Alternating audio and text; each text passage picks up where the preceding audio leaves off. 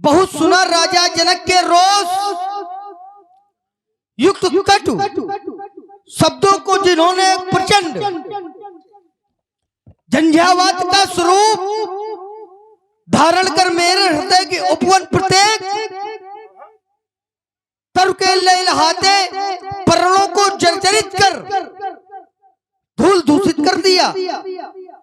रघुपति ये कैसा है भैया, धन होगा पुष्ट किसी के लिए, यह मेरे लिए किंचित भी नहीं। और वर्षा में जो छतरी उगती सोचा उससे भी गिरा कहीं। केवल प्रभु आज्ञा चाहूं सब कौतुक देऊं लखाए। रघुपति ये कैसा है भैया, मैं कहता हूं उठो प्रभु और वीरों की पताका फहरा दो।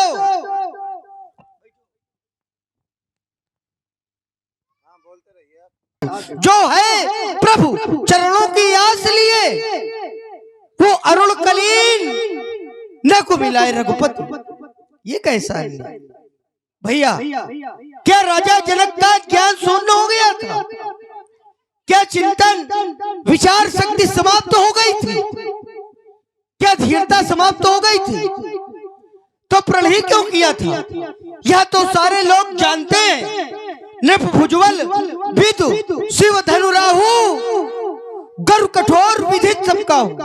और अगर प्रण कर ही दिया था तो धैर्य धारण करना चाहिए था, सोचना चाहिए था कि स्वयंवर का अंतिम दिन है, अंतिम क्षण तो नहीं है।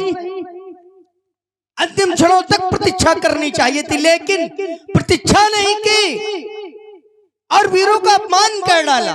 और कह क्या रहे हैं कि अब जन कहूं माखे बटमानी वीर विहीन महिमय जानी। या वीर भोग्या बाबा सुंदरा क्या वीरों से पतित पावन हो गई। अब जन कहूं माखे बटमानी, ये क्या वीर भोग्या बाबा सुंदरा वीरों से पतित पावन हो गई।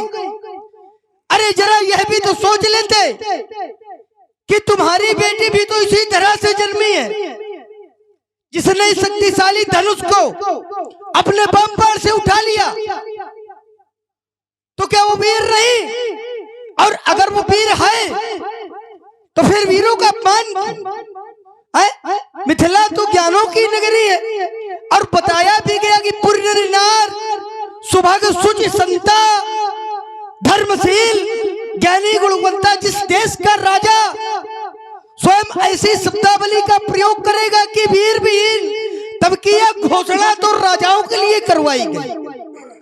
जरा राजा जनक जी अभी तो सोच लेते कि यह घोषणा तो मैंने वीरों के लिए नहीं करवाई है। बोले बंदी भजन बर सुनऊ सकल महिपाल, और महिपाल माने होता है राजा, वह कोई वीर नहीं। तो फिर वीरों की अपमान करने की आवश्यकता ही क्या थी? वीरों का अपमान क्या करना चाहिए राजा जनक जी को? ऐसी शब्दावली का प्रयोग।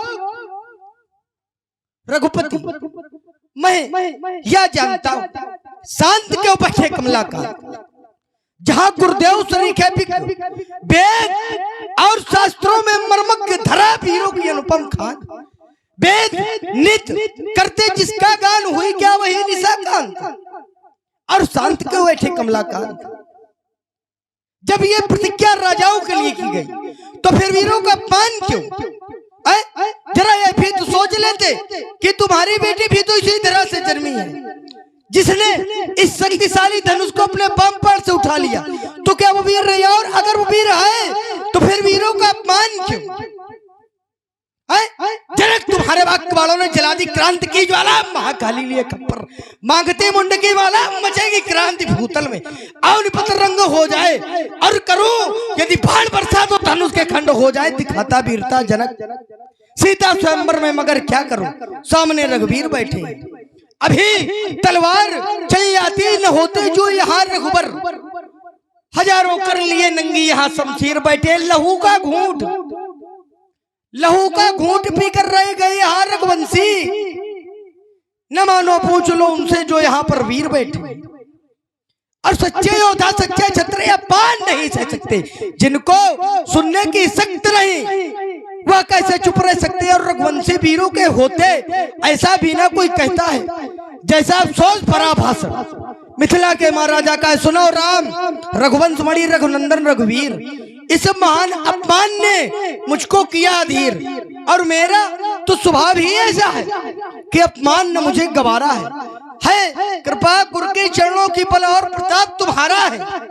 अभिमान त्याग कर कहता हूँ आदेश तुम्हारा पाऊं हो, तो इस धनुआ की क्या विशाल, इस धनुआ की क्या विशाल, सारा ब्रह्मांड उठाऊं, फिर जल को थल, फिर जल को थल, थल को जल ला उतार तारों को सुरमे की तरह पीस डालू, इन पृथ्वी और पहाड़ों को फिर धनुष पुराना घिसा पिटा भैया, दिन के सा किस गिनती में है, सैकड़ों कोस तक ले दौड़ू, इतना तो बल इस उंगली में रघुवंशन वहां जाकर होई तही समाज अस कहीं न कोई कही जनक जस अंचित बाणी, विद्यमान रघुकुल मर जानी सुनो भान कुल पंकज भानु, कहूँ स्वभाव न कछु अभिमानु जो तुम्हार अनुशासन पाऊं, कंदुक यू ब्रह्मांड डाट काचे गट जिम डारो फोरी सकऊं मेर, मूलक जिम तोरी तो प्रताप महिमा भगवाना, का बाबुरो पिनाक पुराना नाथ जान जस आयुष होई कौतुक करूं बिलोकई सोई, कमल लाल जिम चाप चढ़ाओ जो जन सत